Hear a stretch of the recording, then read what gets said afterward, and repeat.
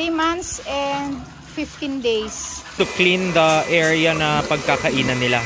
Like I've said, we're just cleaning the pond area.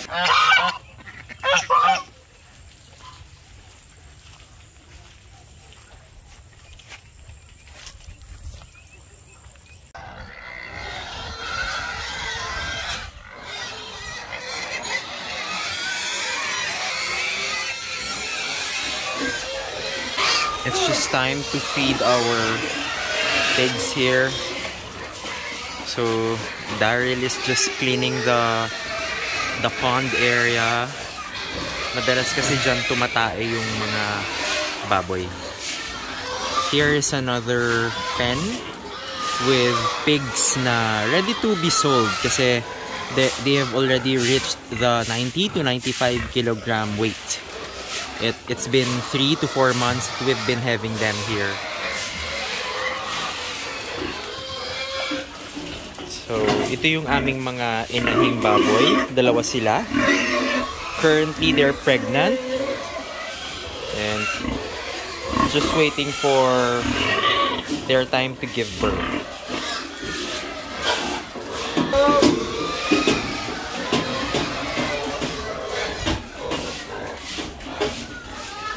So, ito yung second pen namin. Medyo dark na yung rice hull kasi it's been months na ginagamit ito ng mga fatteners. Then here is another pen. So,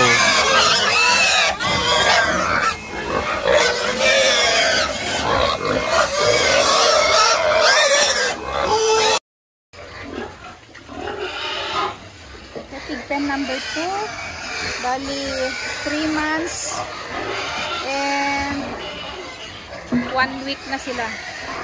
3 months and 5 days dito sa pig pen.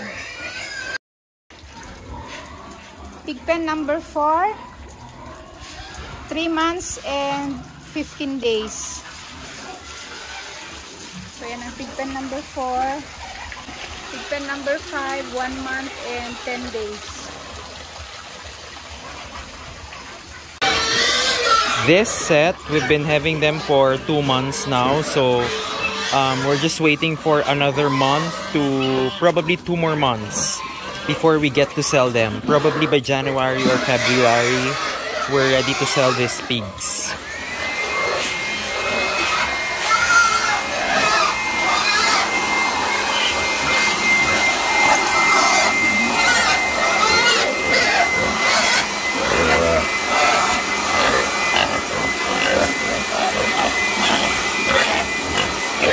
We're just doing this to clean the area na pagkakainan nila. We're just removing the ipa or the rice hull na nandun sa area before we put our feeds. Yan.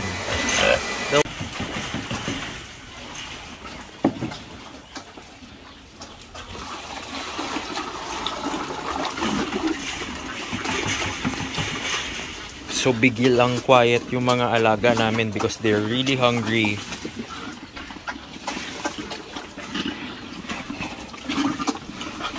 This is as well in their 2nd month, so we're just waiting again for a month or 2 before we sell them.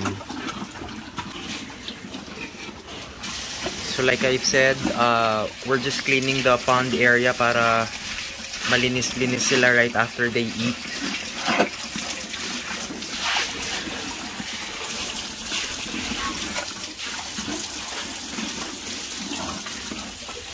Ito, walang laman currently. Yan. Paubos na. Busog na rin.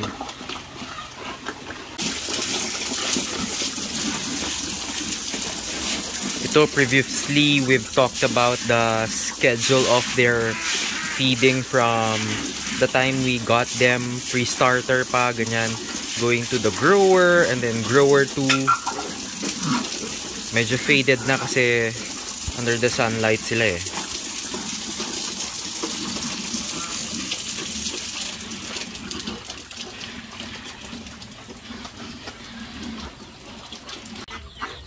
And just to give a glimpse of our poultry area, ito mga goose, mga duck, itik.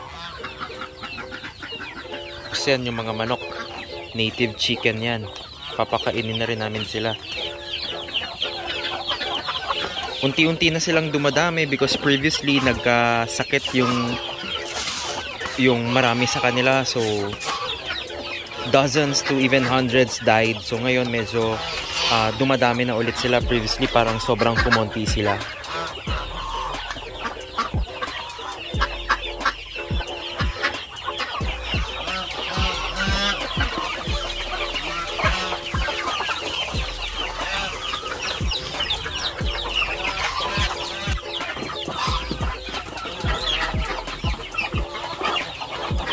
Buti gusto na nila yung corn, no, Daryl? Ay, dinadagdagan mo ng feeds. Yan, nakaseparate kasi may anak. May isang nakalabas dito. Kita mo na sa likod.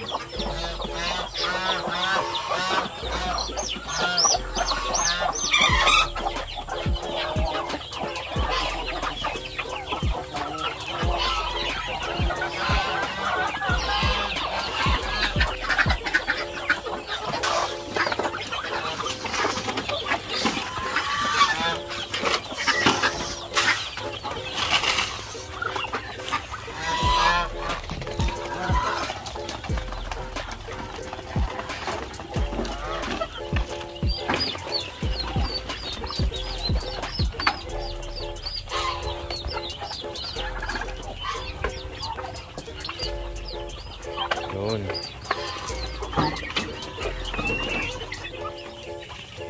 Nihanda. Okay. May isang nakalabas na kulay white dun.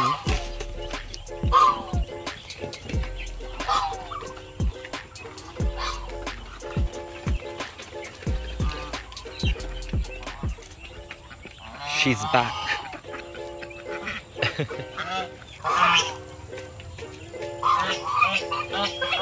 I hope you guys enjoyed a few clips from this poultry area.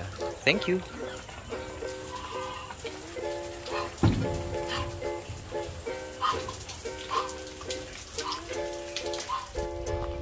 So ito naman, we've already vlogged this before about Azolla farming. So here is Mama just getting a few Azolla. Now we're going to feed on the other side of our bigger pond where it houses our tilapia. So probably mamaya dyan we expect them to be eating na the Azolla. Actually they're already there. If you try to look at it closer, parang doon na sila.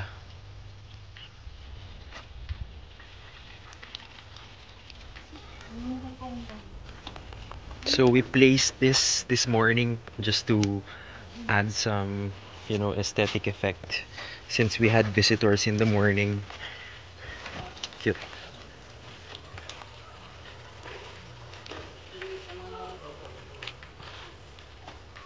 So it was,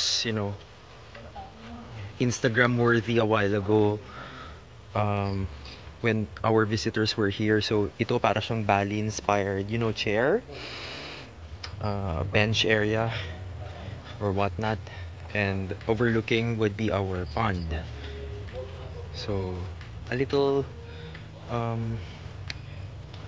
magagabi na, and here would be our small kubo. So probably by next time we'll let you see more of it.